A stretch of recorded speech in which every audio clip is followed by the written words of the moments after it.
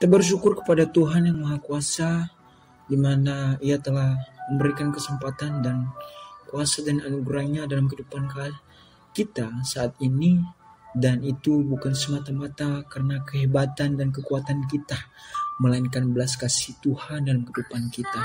Dan saat ini kita akan mau belajar ataupun kita akan mau mendengarkan firman Tuhan, hal pengajaran yang sesat yang dilandasi dengan Alkitab Matius pasal 7 ayat yang ke-15 sampai ayatnya ke-20. Ayatnya ke-15 menyatakan bahwa waspadalah terhadap nabi-nabi palsu yang datang kepadamu dengan menyamar seperti domba, tetapi sesungguhnya mereka adalah serigala yang buas.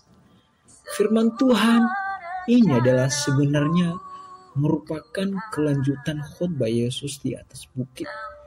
Pengajaran Yesus kali ini tentang pengajaran sesat. Kata waspada di sini adalah tertuju kepada nabi-nabi palsu. Nabi palsu adalah guru-guru yang mengajarkan ajaran sesat dan mereka mengakui bahwa mereka adalah sekelompok orang yang mengakui percaya Allah. Nabi-nabi palsu ini memiliki maksud atau tujuan yang berbeda dengan Allah. Mereka berkhotbah bukan motivasi karena pelayanan, bahkan mereka tidak mengajarkan harta surgawi, tetapi motivasi mereka adalah bagaimana mereka memperoleh hidup. Mereka hidup dengan baik, padahal mereka memiliki hati yang jahat, menyesatkan banyak orang. Dengan demikian bahwa mereka bertindak seperti ilahi, mereka juga mengucapkan kebohongan di bawah nama ilahi. Kata seb di sini yaitu domba. Domba ini adalah merupakan binatang yang jinak, memakan rumput. Biasanya domba memiliki sifat penurut. Jadi nabi-nabi palsu yang Yesus maksud yaitu orang-orang yang berpura-pura baik, seolah-olah mereka sebagai penurut, padahal itu adalah kebohongan. Tetapi sebenarnya mereka adalah serigala yang rakus, bengis, kejam, serakah, dan jahat. Dilanjutkan dengan ayatnya ke-16.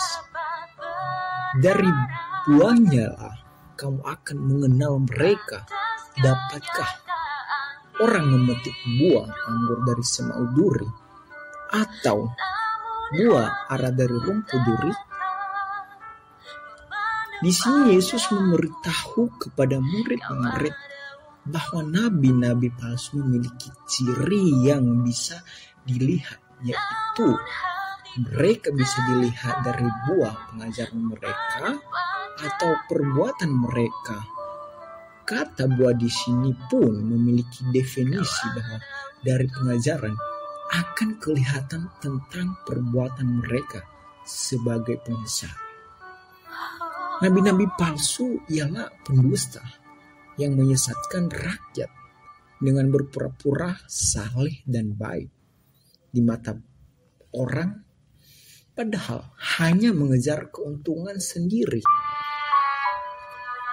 Buah di sini menegaskan tentang kesatuan atau kesamaan, artinya apa yang dikatakan harus sama dengan apa yang dilakukan. Nabi-nabi palsu biasanya mengatakan hal-hal yang baik, padahal tindakan mereka tidak sejalan dengan perkataan mereka. Ayatnya ke-17. Demikian juga setiap pohon yang baik menghasilkan buah yang baik, tetapi pohon yang tidak baik menghasilkan buah yang tidak baik. Di ayat ini mengatakan bahwa ketika mengajarkan yang baik, maka hasilnya juga baik. Itu sudah tentu.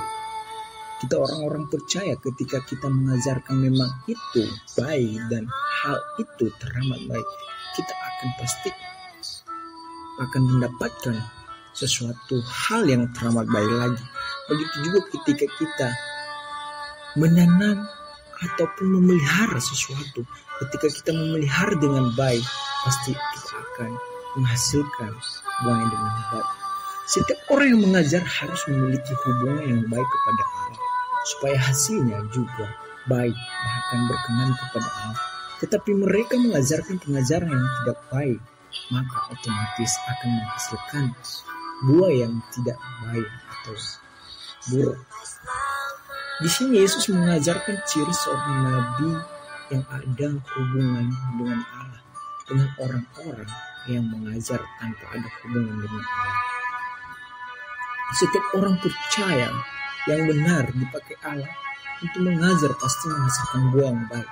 Sedangkan nabi palsu pasti menghasilkan buah yang tidak baik, karena pengajaran mereka bukan membawa orang kepada kebenaran, melainkan menyesatkan dan mengambil keuntungan sendiri. Ayatnya ke-18, firman Tuhan menyatakan, pohon yang baik tidak mungkin menghasilkan buah yang tidak baik, dan pohon yang tidak baik tidak mungkin menghasilkan buah yang baik. Artinya bahwa Yesus hanya menegaskan ayat-ayat yang sebelumnya. Yesus mengatakan bahwa tidak mungkin nabi palsu menghasilkan ajaran yang baik, bahkan hasil yang baik. Sedangkan pohon baik menghasilkan buah baik. Artinya Yesus dengan tegas bahwa setiap orang yang mengajarkan pengajaran yang benar dan Yesus dengan apa yang Allah hendaki, maka pasti ajaran itu sehat yang akan menghasilkan buah, bahkan memiliki buah yang berkelimpahan.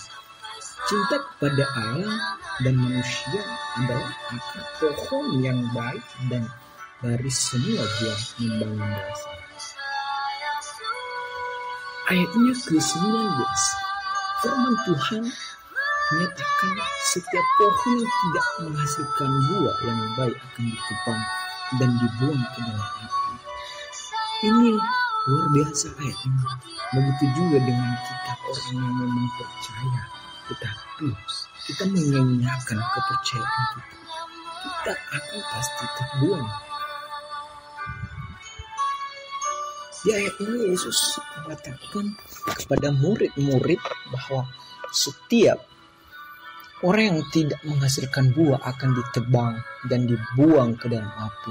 Ini merupakan hukuman kepada nabi-nabi palsu yang menyimpang dari kebenaran atau menyesatkan orang-orang percaya. Sehingga Yesus mengatakan mereka akan ditebang, sepertinya mereka tidak akan dibiarkan untuk menyesatkan orang percaya terus-menerus, tetapi mereka akan dihukum, dan pada hari penghakiman mereka pun akan dihakimi dan dibuang ke dalam api atau neraka. Ini merupakan akhir hidup para nabi palsu. Mereka akan dilemparkan ke dalam api sampai selama-lamanya. Jadi di ayatnya ke-20 yang terakhir, jadi dari buah-buahnya kamu akan mengenali mereka. Ayat ini merupakan puncak klimaks dari pengajaran Yesus. Yesus menegaskan kembali bagaimana ciri-ciri nabi palsu. Yesus sendiri akan memberitahu kepada murid-murid bahwa nabi-nabi palsu dapat dikenali seluruhnya melalui perbuatan. Pengajaran mereka, nabi-nabi palsu, akan kelihatan dari perilakunya. Karena jika perkataan mereka tidak sejalan dengan perbuatan mereka, maka mereka adalah guru-guru penyesat yang akan dilemparkan ke dalam api. Jadi, saya dan saudari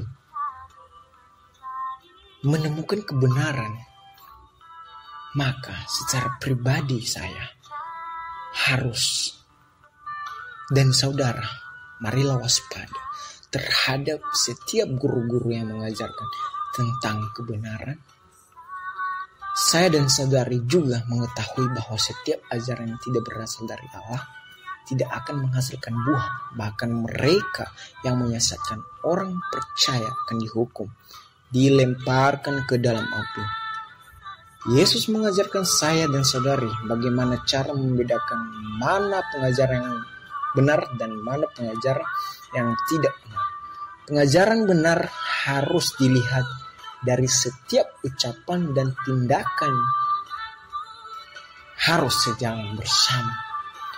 Jadi saat ini bahwa kita sudah tahu bagaimana firman Tuhan pada malam hari ini kepada kita yang sangat luar biasa ini, dan sangat memberkati kita dan akan mengajarkan kita supaya kita lebih waspada dan berhati-hati kepada guru-guru dan nabi-nabi palsu ataupun penyesat. Untuk itu biarlah kita tanamkan dalam hati kita, dan biarlah firman Tuhan ini menjadi rema dalam kehidupan kita, bahkan menjadi berkat dalam kehidupan kita. Terima kasih. Mari kita berdoa. Kami bersyukur Tuhan atas firman-Mu yang kami telah dengar pada saat ini. Kiranya menjadi kekuatan kami, bahkan menjadi setiap pembelajaran dan kehidupan kami ke depan. Dan kami minta pertolongan-Mu Tuhan, Engkau berkati kami. Terima kasih Tuhan. Haleluya. Amin.